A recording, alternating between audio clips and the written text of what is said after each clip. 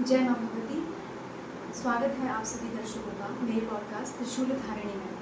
त्रिशूल धारिणी के एपिसोड्स में मैं आपके लिए कुछ ऐसे लोगों को एज ए गेस्ट लेकर आ रही हूँ जो अपनी शादीशुदा ज़िंदगी के बाद के जितने भी उनके अनुभव हैं, ऐसे अनुभव जिससे किसी को सीख मिल सकती है। एक नई लड़की जो शादी करके घर में जा रही है उसको सीख मिल सकती है, और जिसके घर में वो नई लड़की शादी करके आ रही है उसको भी सीख मिल सकती है। कुछ ऐसे लोगों को भी मैं आपके सामने लेकर आ रही हूँ। ये बहुत ज़मीनी स्तर से जुड़े हुए लोग हैं, क्योंकि मुझे ऐसा लगता है कि अनुभव ही जो है आपको आगे बढ़ाने में सहायता कई बार करता है। ज़रूरी नहीं है कि हर चीज़ में परफेक्शन होता है, या हमें किसी सेलिब्रिटी या फिर ऐसे किसी को बुलाने की ज़रूरत है जो प्रोफेशनलिज्म के साथ उस काम को कर रहा हो।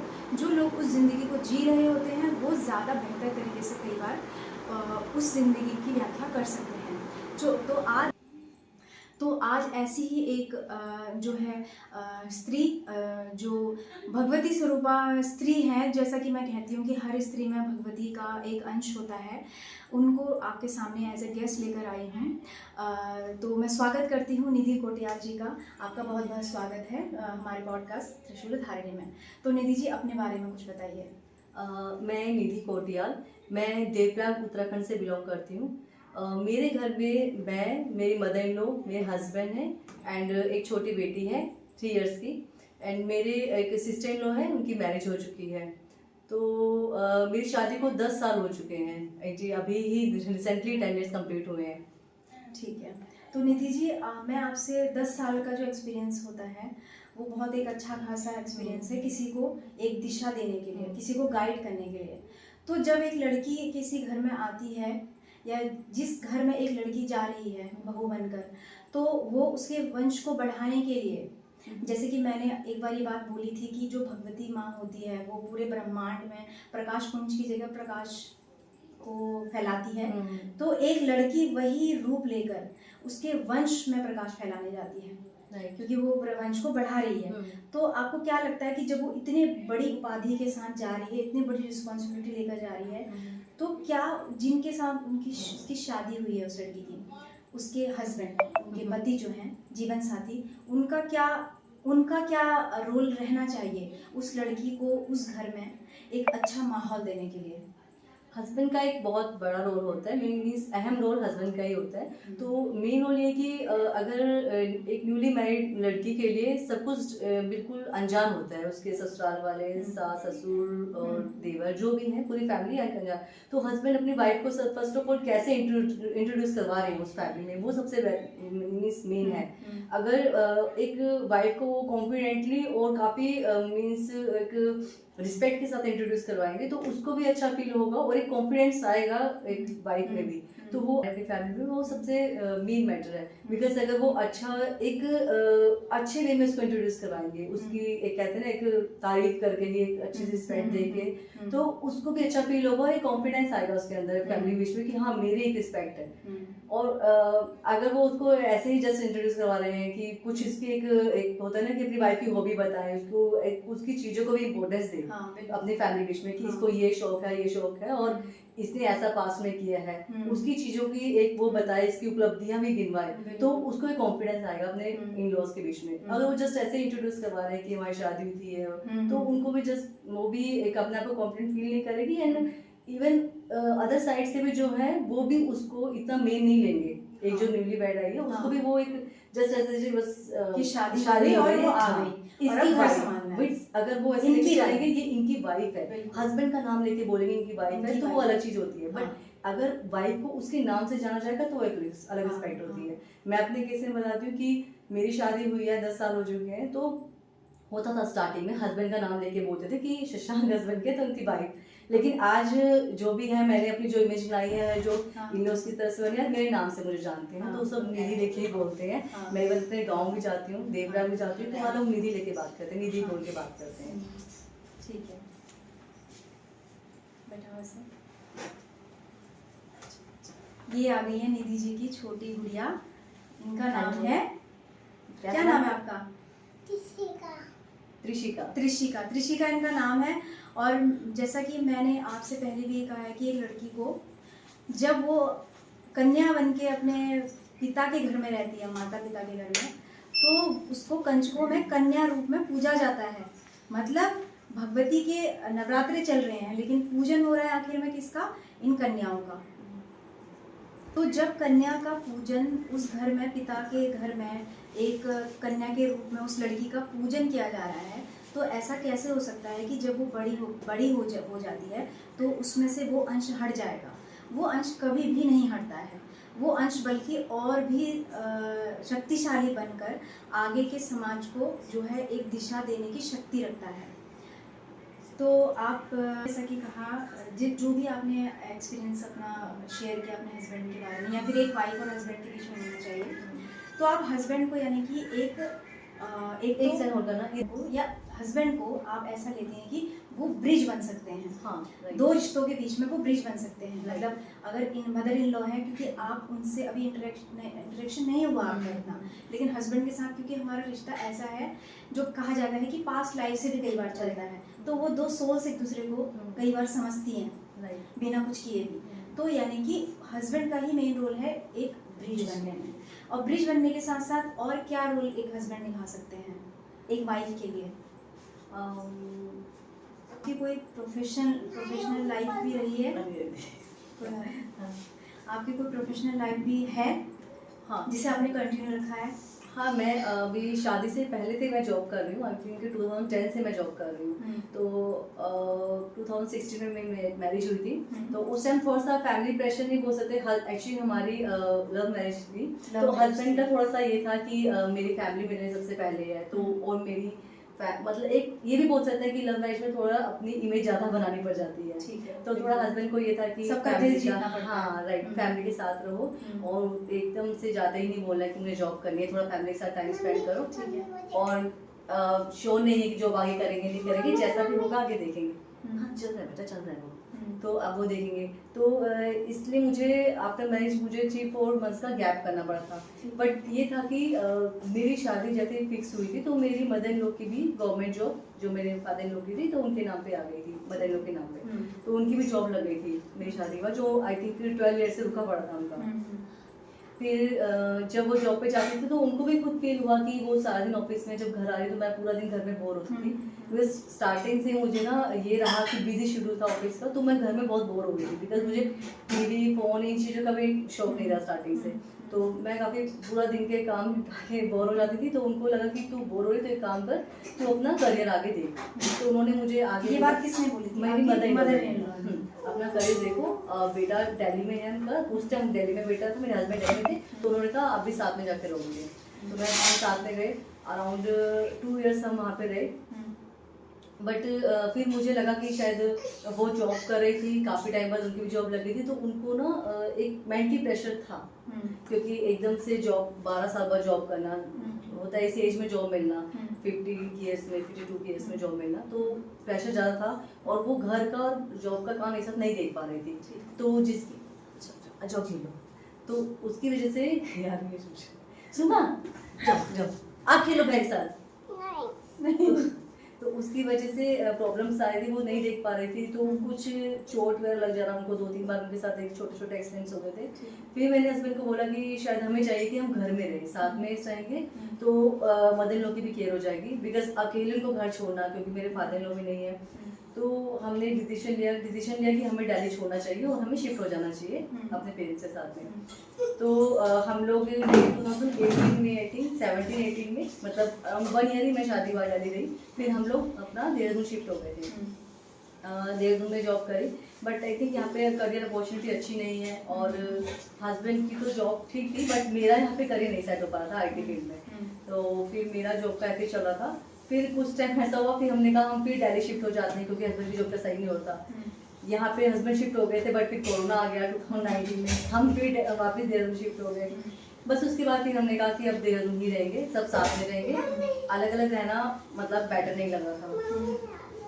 अरे यार, लॉकडाउन में हम लोग यहाँ शिफ्ट हो गए थे।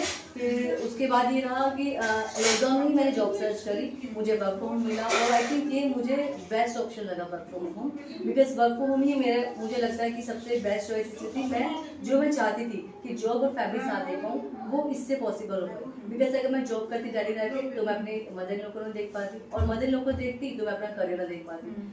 और स्टार्टिंग से ही इवन मैं जब से मतलब बोल सकते हैं कि मैंने कॉलेज से ही मेरा मतलब स्टार्टिंग से ही ये था कि मुझे जॉब करनी है, मुझे अपना करियर सेट करना है। मेरा स्टार्टिंग से ही मैं 20 या 18 ईयर्स से ही कभी मतलब बचपन से ही बोल सकते हैं मेरा कभी नहीं रहा था कि मैं एक जस्ट नॉर्मल हाउस वाइफ बन के रहूँगी। मुझे था कि मुझे इंडिपेंडेंट होना है, अपने पैरों पे खड़ा होना है, और मैं किसी भी चीज़ के लिए किसी पे डिपेंड ना रहूँ। इवन मैं अपने बच्चों के लिए भी एक इंडिपेंडेंट मदर बन के रहूँ। तो वो मेरा जो सपना था वो वर्क फ्रॉम होम से पूरा हुआ।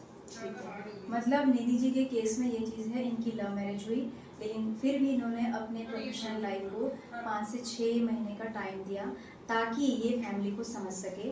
फिर इनकी मदर इन लॉ ने ही इनके मन को समझा और इनसे कहा कि इन्हें प्रोफेशनल लाइफ को आगे बढ़ाना चाहिए, जो एक बहुत अच्छा माइलस्टोन एक लड़की की ज़िंदगी में हो सकता है। और इनकी मदर इन लॉ की भी ज़िंदगी का माइलस्टोन है कि वो एक बहुत अच्छी मदर इन लॉ के रूप में अपना एग्जाम्पल आज यहाँ इनके थ्रू सेट कर पा रही हैं। तो आप क्या ये जो नई पीढ़ी है हमारी, नई पीढ़ी में यानी कि हम जैसे लोग जो अब फ्यूचर जो मदर इन लॉज बनेंगे, तो इनके लिए क्या एक आप टिप देना चाहेंगे कि ऐसी कोई चीज़ कहना चाहेंगे कि जिससे हम कि जो बाहर से लड़की आ रही है उसको हम क्या as a mother in law एक लड़की क्या कैसे अच्छा फील करा सकते हैं? क्योंकि जो बात मैं ये चीज़ सोचती हूँ कि लड़की एक बीज की तरह, एक सीड की तरह एक फैमिली में जा रही है, वो एक मिट्टी है नहीं, वहाँ पर जो मदर इन लॉ है वो ऑलरेडी एक बीज से लेके एक बहुत बड़ा पेड़ बन चुकी है। राइट, ठीक है, तो वो मदर इन लॉ कैसे उस बीज को उस मिट्टी में अच्छे से मतलब एक पेड़ बनने में, एक पौधे से एक पेड़ बनने में मदद कर सकती है। इसमें देखिए मेन चीज़ ये है कि मदर इन लॉ को फर्स्ट ऑफ ऑल अंडरस्टैंडिंग, एक ऐसा मतलब उनको अपनी बहू को अंडरस्टैंडिंग अच्छी होनी चाहिए बीच में दोनों की, और दूसरा उनको एक ऐसा माहौल क्रिएट करना पड़ेगा कि जिसमें बहू ना कंफर्ट फील कर सके। मैं ये नहीं कहूँगी कि आपको एक अच्छी सास बनना है जो बस अपनी बहू को लाड प्यार करती रहे, अपनी बहू की तारीफ करते रहे, और ना ही आपको अच्छी बहू बनने की जरूरत है। मैं अपने केस में कभी अच्छी बहू बनने की कोशिश नहीं की, लेकिन हमारे सिर्फ ये है कि कंफर्ट फील करना, एक ऐसा माहौल देना कि मेरी सास का, मैं बताती हूँ, उनका ये रहता कि एक ऐसा माहौल मुझे देना कि मैं अपने फीलिंग्स बता सकूँ, मुझे क्या अच्छा लग रहा है, मुझे क्या बुरा लग रहा है इस घर में, मुझे कौन किससे दिक्कत है, किस फैमिली मेम्बर हो चाहे बाहर का हो, मैं अगर बता पा रही हूँ अपनी चीज़ों को तो मैं उस माहौल में कंफर्ट फील कर रही हूँ। अगर मेरे को कुछ छुपानी पड़ रही है, मुझे प्यार बहुत मिल रहा है अपने ससुराल से, बट मैं चीज़ें एक्सप्रेस नहीं कर पा रही हूँ अपनी, तो मेरे अंदर एक घुटन पैदा होगी ना। यही रीज़न है कि लड़कियां फील करती हैं घुटन, मीन्स लेडीज घुटन फील करती हैं और अपने मायके जाने को रहता है, मायके जाना है। बट अगर एक ऐसा माहौल दिया जाएगा कि वो खुल के अपनी बात कर पाएगी अपनी सास से, ससुर से, हस्बैंड से, तो उसे ऐसा फील ही नहीं होगा कि मुझे मायके जाना है, कि मुझे रिलैक्स होने के लिए मायके जाना है। आप उसको यहीं पे अपने ससुराल में रिलैक्स फील कराइए। मैं इवन अपने केस में बताती हूँ, मुझे जो 4 मंथ्स की जो मैंने बात कही थी अभी, तो उस 4 मंथ्स में ऐसा नहीं था कि जस्ट मैं घर रही, बट मुझे पता है मैंने 4 मंथ्स में अपनी इमेज बना ली, क्योंकि मेरी मदर इन लॉ के लिए सबसे पहले अपनी फैमिली थी, अपने उनकी भी अपने सास ससुर ननद देवर, वो सबसे प्रायोरिटी थी कि इनके लिए कुछ करना है, इनके लिए ही, मतलब परिवार ही सबसे बेस्ट है, अपनी ख्वाहिशें लास्ट में, पहले फैमिली। 4 मंथ्स में आई, मैंने सबके लिए जैसा वो बोलते हैं मैंने करा, मतलब छोटे छोटे फंक्शन में सबको इनवाइट करना, गेट टुगेदर करना, तो उससे मेरा भी इंट्रोडक्शन फैमिली में अच्छा हो गया।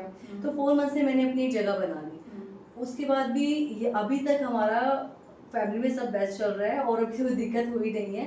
बाकी वो ऐसा माहौल क्रिएट करती है मदर इन लॉ कि मुझे यहाँ आने का 10 ईयर्स हो गए हैं, मायके आने का भी ऐसा खुद से नहीं होता कि मैं मायके जाऊँ, मतलब मैं यहाँ ही मैं ऐसे करके आती हूँ कि मैं अपने घर जाऊँ, मुझे अपना घर वो फील होता है। मैं अभी भी लाइफ में फर्स्ट टाइम 10 ईयर्स में फर्स्ट टाइम मैं 10 डेज के लिए अपने मायके आई हूँ। इवन मैं 2-3 डेज से ज़्यादा मायके नहीं रहती और 2-2 साल में आती हूँ, कभी ऐसा मतलब कंटिन्यूसली मायके भी नहीं आई। तो फर्स्ट टाइम मैं यहाँ पे 10 डेज रही हूँ और मतलब ऐसा अच्छा माहौल मेरे इन लॉज ने मुझे दे रखा है कि मुझे ऐसा फील ही नहीं हुआ कि मुझे मायके जाना है, मायके जाना है, मायके जाना है। मतलब बात ये है कि एक बहू या सास के बारे में हम यहाँ पे बात ना करें, तो एज ए पर्सन वो जब किसी उस घर में गई बिल्कुल अनजान बन के, केवल आप अपने हस्बैंड को ही, आपकी लव मैरिज हुई है तो हस्बैंड को ही अच्छे से जानते रहे, लेकिन वो वहाँ पर खुश हैं, सबसे बड़ी बात है। सबसे बड़ी बात, वो एक इंसान के रूप में वहाँ पर खुश हैं और वो खुशी ही उनको वहाँ पर अच्छे से जो है अच्छा फील करा रही है और वो कई लोगों की वहाँ पर जो है आगे बढ़ने में मदद करने को खुद भी आगे बढ़ चढ़ के हिस्सा लेती होंगी। जैसे कि आपने कहा कि फंक्शन करती थी छोटे मोटे, तो इंट्रोडक्शन करने का देखो उनके अंदर भी ये था कि मैं इंट्रोड्यूस होना है मुझे, तो मैं फंक्शन करके सबको इनवाइट करूं, आपस में बैठ के खाएं पिए, तो बॉन्ड थोड़ा सा स्ट्रॉन्ग करे। और दूसरा देखिए क्या होता है कि अभी हमारी जो मैरिज हुई है, भले ही हम दोनों उत्तराखंड से हैं लेकिन हम अलग अलग समाज से हैं। जैसे मैं पौड़ी से हूँ, ये देवप्रयाग से, तो उत्तराखंड में होने के बावजूद ही हमारे रीति रिवाज काफी डिफरेंट है, बहुत ज्यादा। मीन्स आई थिंक मैं जिस समाज से हूँ पौड़ी से, काफी ओपन माइंडेड लोग हैं यहाँ पे, और जहाँ मेरी शादी हुई है तो काफी बोल सकते हैं रीति रिवाज ज्यादा है वहाँ पर। तो इसके बावजूद भी वहाँ पे कंफर्टेबल फील होने का मेन ये है कि जो मेरे इन-लॉ मदर इन लॉ है वो बोल सकते हैं काफ़ी ओपन माइंडेड है, मेरी चीज़ों को समझती है। अगर मैंने सर समझाती हूँ कि ऐसा नहीं है कि मैं वहाँ जाके बोल कि ये रिवाज मत मानो, 10 रिवाज हैं, मैं बोलती हूँ कि हाँ ये 5 रिवाज अच्छे हैं और ये जो रिवाज है ये गलत है, और जो अच्छे हैं मैं उनका साइंटिफिक रीजन भी समझाती हूँ तो वो समझती है। मेन उनका अंडरस्टैंडिंग नेचर, अगर मैं समझाती हूँ ये रिवाज सही नहीं है तो वो उसको अंडरस्टैंड करती है, और वो भी गलत, वो अपने रिवाज छोड़ती भी है। वो मेरे लिए हाँ ये चीज़ सही लगी, उन्होंने कई रिवाज छोड़े भी हैं। हाँ राइट, और जो रिवाज उनके मुझे अच्छे लगे वो मैंने अपनाए भी हैं। तो हम दोनों ने अपना अपना मतलब अपनी अपनी तरफ से बिल्कुल बैलेंस बना। तो ये रीजन है कि अभी तक रिश्ते में कोई इशू नहीं आया है। और दूसरा ये कि बोल सकते हैं कि मेरे ज़्यादा हस्बैंड वाइफ से ज़्यादा अंडरस्टैंडिंग मेरी अपनी मदर इन लॉ के साथ है। जो लड़ाई झगड़े भी होते हैं तो हस्बैंड के साथ होते हैं, और जो अगर मन भी जाते हैं तो वो मदर इन लॉ की वजह से मन जाते हैं हमारे झगड़े। और इसलिए मैं कहती हूँ कि न्यूक्लियर फैमिली आजकल जैसे चला है कि हस्बैंड वाइफ इन लॉ से अलग रह रहे हैं, शायद यही रीजन है कि सेपरेशन जो हो रहा है, बिकॉज जो उनके बीच में लड़ाई झगड़े हो रहे हैं ना, तो उसको एक सॉल्व करने वाला पर्सन नहीं है। सॉल्व करने के लिए कौन आ रहे हैं, बाहर से फ्रेंड्स आ रहे हैं, सोसाइटी फ्रेंड्स आ रहे हैं, जो शायद सॉल्व ना करके मजे ले रहे हैं इन चीज़ों के, बोल सकते हैं। इसको सॉल्व वही करता है जिसे प्रॉब्लम हो रही है उन झगड़ों से, और वो आपके अपने ही हो सकते हैं जिन्हें प्रॉब्लम होगी। तो हमारे भी बीच में अगर कोई झगड़ा होता है तो मेरी मदर इन लॉ है जो मनाती है, चीज़ों को सही करती है, बीच में ही झगड़ा को रोकती है। छोटी मोटी बातों में तो सब में झगड़े होते ही हैं हस्बैंड वाइफ में, तो वो बीच में आके उन्हें फिक्स करती है। तो मेरे ख्याल से आपको अपनी फैमिली के साथ रहना चाहिए। बच्चे भी देखते हैं आगे इन चीज़ों को, बच्चे भी देखते हैं अपनी दादी को, वो भी सीख रहे हैं आगे कि कैसे मम्मी पापा के साथ साथ दादा दादी भी फैमिली मेम्बर्स होते हैं। जो आजकल शहरों में लोग रह रहे हैं तो उनके बच्चे यही सीख रहे हैं कि बस मम्मी पापा और हम, तो शायद वो आगे जाके भी यही रहेंगे कि हम और हमारे बच्चे, वो उनको भी ये रहेगा कि हमारे पेरेंट्स साथ में रहेंगे ही रहेंगे या अलग घर में रहेंगे, उनके लिए वो नॉर्मल चीज़ होगी। लेकिन अगर हम अपने बच्चों को दिखा रहे हैं कि आपके दादा दादी साथ में रह रहे हैं, तो वो भी आगे अपने बच्चों को ये चीज़ सिखाएंगे। तो ठीक है, तो यानी कि आपका जो एक्सपीरियंस आप जो शेयर कर रही हैं हमारे दर्शकों के साथ, उससे ये बात निकल के आ रही है कि ससुराल को जो इतना हैवी वर्ड बनाया गया है वो ज़रूरत नहीं है उसकी। राइट, ज़रूरत है कि आपसी समझ की, और ज़रूरत ये नहीं कि आप बहू बने, अच्छी बहू बने, एक आदर्श बहू बने, आदर्श सास बने। ज़रूरत है कि आप अच्छे इंसान ही बन जाएं, तो आप चाहे बाहर हो चाहे आप अंदर हो, चाहे आप किसी भी ओहदे पे पहुंच जाए, आप अच्छे इंसान हैं तो आप अपनी ड्यूटी को बहुत अच्छे से ही निभा पाएंगे। मैं तो ये बोलती हूँ कि अपनी सास साथ ना बहू बन के मत रहो, बेटी बन के रहो। इवन हम भी रहते हैं, हम जो मुझे अगर कुछ दिक्कत होती है मैं मुंह पे बोलती हूँ अपने सास से, छोटी मोटी हम आर्ग्यूमेंट करते हैं और फिर सॉल्यूशन भी निकाल के उसको फिक्स कर देते हैं। बट ऐसा नहीं कि मुंह फुला के बैठ गए। तो क्योंकि देखिए अब मैं शादी से पहले अपनी मम्मी के साथ ही हमारा आर्ग्यूमेंट होता है, हमें कोई बात बुरी लगती है हम आर्ग्यूमेंट करते हैं, लेकिन ऐसा तो नहीं है कि फिर अलग हो गए, खाना साथ में खाएंगे, बात बैठेंगे, वैसे ही रहता है इन लोगों के साथ। मतलब एक छत के नीचे रहना है तो आप ऐसे नहीं, और वो चीज होनी चाहिए। आर्गुमेंट हो रहा है तो यानी कि अपनी फीलिंग्स आप रख रहे हैं, अगर आर्गुमेंट नहीं हो रहा तो यानी कि आप एक दूसरे पे अपनी चीजें थोप रहे हैं, फिर आप क्या करेंगे, आर्गुमेंट नहीं हो रहा है इट मींस आपको जो प्रॉब्लम हो रही है ना आप वो बाहर लोगों को बता रहे हैं। आर्गुमेंट होना मतलब है आप बाहर नहीं पहुंचा रहे कोई बात, आप आपस में फिक्स कर लेंगे। और मेरे ख्याल से चीजें बाहर जानी भी नहीं चाहिए, जो कि फैमिली की है ना, ये अपने आपस में सुलझा लो। इवन हम अभी तक मेरी मदर इन लॉ ने मेरी कोई बात नहीं था, मुझे पता है बाहर नहीं गई, और ना मैं कुछ बोलती हूँ। हमें आपस में दिक्कत होती है, हम तीनों बैठते हैं आपस से बात करते हैं कि आपकी ये चीज़ गलत है, आपकी ये चीज़ गलत है, और अगर वो उन्हें कोई सफाई देने तो देते हैं, नहीं है तो वो भी आगे चीज़ों को सही करते हैं। यानी कि लाइफ आफ्टर मैरिज मतलब एक हैप्पीली मैरिड कपल और एक हैप्पीली जो आप रह रही है फैमिली में, उसके लिए क्या मतलब सूत्र, जो मेन जो आप कुछ बोलना चाहेंगी वो बता दीजिए दर्शकों के लिए। सूत्र यही है कि आफ्टर मैरिज आप जब ससुराल जा रहे हैं तो ससुराल में मतलब ये ससुराल जो वर्ड है ना, आई थिंक यही एक ऐसा वर्ड है ना जिसने लोगों के अंदर एक फीलिंग डाल दी है कि हम दूसरे घर हैं, दूसरा घर है ना। तो ये मत उसको अपने घर की तरह रहिए, ऐसे सोचिए ससुराल ही आपका घर है। और ठीक है मायके से भी रिलेशन रहता है, मायका भी अपना है, लेकिन अगर आप ससुराल में इतना घुल जाएंगे ना, उसमें कंफर्ट फील करेंगे कि दुख सुख जो भी है, अब ये मत सोचिए कि मुझे यहाँ दुख मिल रहा है मैं मायके में खुश थी। अगर आप जहाँ अपने कंपेरिजन शुरू कर दिए ना तो आप हैप्पी कभी नहीं रह पाएंगे। आप सोचिए यही आपका घर है, आपको यही अच्छा बनाना है, सब कुछ यही अच्छा यही करना है। अच्छा अगर कोई चीज क्योंकि गलत आपकी है, मदर ने भी right, तो आपके मायके को आपकी मदर ने भी तो right, अच्छा बनाया, अच्छा बनाया था। तभी आपका जन्म हुआ और आप फिर क्योंकि यहाँ- क्योंकि क्योंकि हमारा काम शायद हमें ऐसी शक्ति मिली हुई है कि हम ही वंश को आगे बढ़ा सकते हैं। Right. तो वंश को आगे बढ़ाना यानी कि पूरे ब्रह्मांड को चलाना वो हमारे हाथ में है। वही। और चीजों को अगर आपको कुछ दिक्कत है ससुराल में तो उसे फेस करिए, हाँ। उसे फेस करिए, चीजों को ठीक करने की कोशिश करिए। बट अगर आप उसे बच के मायके जा रही है या कहीं हाँ। बाहर जा रही हैं हाँ। तो चीजें और खराब होंगी, हाँ। वो कभी सही हो ही नहीं पाएगी। ठीक है निधि जी, आपसे बात करके बहुत अच्छा लगा और बहुत बहुत धन्यवाद आपका मेरे पॉडकास्ट में आने के लिए। आई होप दर्शकों को उनके एक्सपीरियंस से बहुत कुछ सीखने को मिला होगा, बहुत ही पॉजिटिव वाइब्स उनसे आपको मिली होंगी as a daughter, as a sister, as a बहू, और जो उन्होंने अपनी सासू माँ के साथ बॉन्डिंग अभी तक बना के रखी हुई है वो काबिले तारीफ़ है। तो बहुत बहुत शुक्रिया, thank you so much. Thank you.